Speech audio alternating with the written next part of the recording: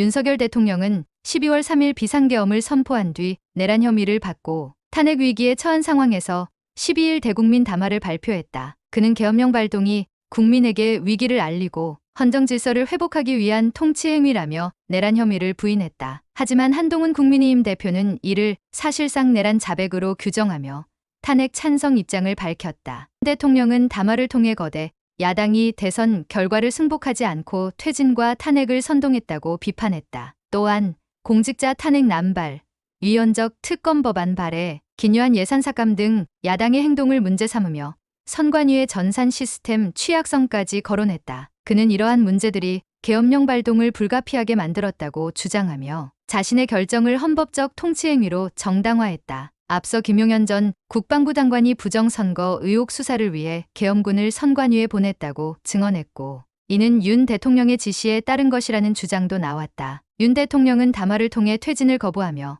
탄핵 가결 시 법적 대응에 나설 것임을 분명히 했다. 한동훈 대표는 대통령의 담화가 사실상 내란을 인정하는 취지라며 이를 강하게 비판했다. 그는 탄핵을 해결책으로 제시하며 당내에서 찬성 당론을 추진하고 있다. 국민의힘 내에서도 탄핵에 찬성하는 의원들이 늘어나면서 오는 14일 국회에 탄핵소추안 표결이 가결될 가능성이 높아지고 있다. 더불어민주당 김민석 최고위원은 윤 대통령의 담화를 불법계엄 발동의 자백이자 극우 세력의 소요를 선동하려는 대국민 선전포고로 규정하며 강하게 비판했다. 민주당은 윤 대통령의 탄핵소추안을 재발의하며 14일 본회의에서 이를 통과시키겠다는 입장을 밝혔다. 정치권의 긴장은 최고조에 달했다. 대통령의 내란 혐의 부인과 탄핵 반대 입장, 한동훈 대표와 민주당의 탄핵 찬성 입장이 충돌하며 국회와 여론 모두가 뜨겁게 달아오르고 있다. 윤 대통령은 자신의 결정을 헌정 질서를 지키기 위한 조치로 설명하고 있지만 반대 진영은 이를 불법적 계엄 행위로 간주하며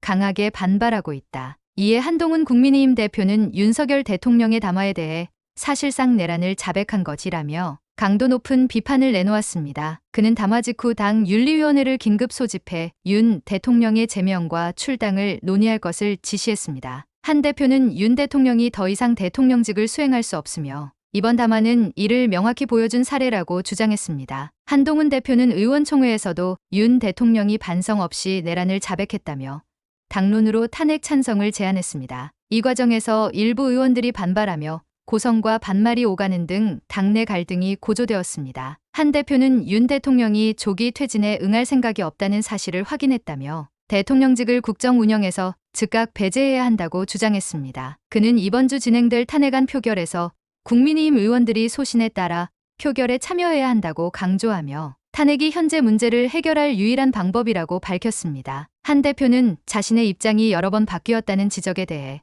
대통령 퇴진을 주장하는 본래 입장은 변함이 없었지만 탄핵 외에 더 나은 방안을 모색했으나 유효하지 않았다고 설명했습니다. 한편 윤 대통령의 담화에 대한 야당의 비판도 강하게 이어졌습니다. 민주당은 윤 대통령이 실패할 계엄을 기획했다고 언급한 부분을 극단적 망상의 표출이자 불법계엄의 자백이라며 비난했습니다. 또한 담화를 대국민 선전포고로 규정하며 질서 있는 탄핵이 국회의 역할이라고 주장했습니다. 조국혁신당 역시 윤 대통령의 담화를 망상과 편집증에 기반한 변명으로 치부하며 논평할 가치조차 없다고 평가했습니다. 민주당은 탄핵안을 당초 계획보다 하루 늦게 발의했으며 이는 추가로 드러난 의혹을 탄핵안에 반영하기 위해서라고 설명했습니다. 탄핵안 표결은 이번 주 토요일 오후 5시에 진행될 예정입니다. 이와 함께 민주당은 본회의에서 비상계엄 사태 수사를 위한 일반 특검법과 네 번째 김건희 여사 특검법을 함께 처리할 예정입니다. 특히 내란 수사 특검법은 기존 상설 특검보다 인력과 기간 면에서 훨씬 강력한 수사 방안을 담고 있다고 강조했습니다.